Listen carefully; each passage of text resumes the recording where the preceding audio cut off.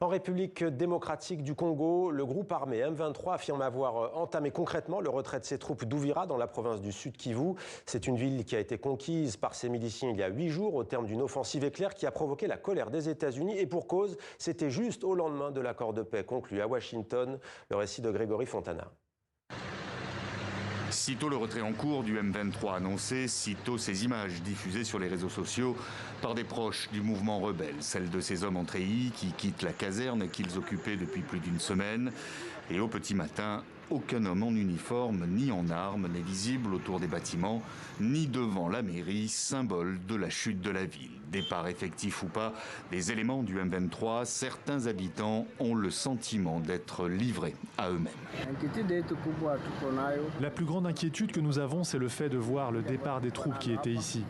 Alors on se demande comment nous allons rester sans un quelconque gouvernement. C'est ça la grande peur, être obligé de rester sans aucune autorité dans la ville.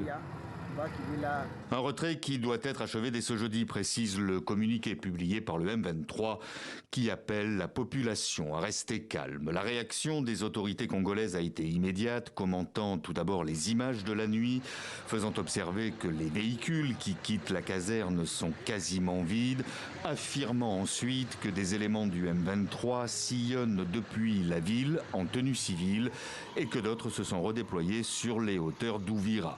Pour en venir à cette conclusion, tout cela n'est que manipulation dans le seul et unique but de réduire la pression internationale.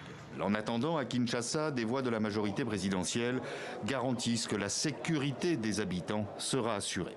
Cette ville sera protégée, la population civile de cette ville sera protégée par le FARDC, par la police, bref, par les éléments de force de l'ordre de la République démocratique du Congo, parce que l'occupation de cette ville a été en violation de l'accord de Washington. Et le retour des militaires congolais, le M23 en a fait une ligne rouge, affirmant qu'il ne tolérera aucune remilitarisation de la ville.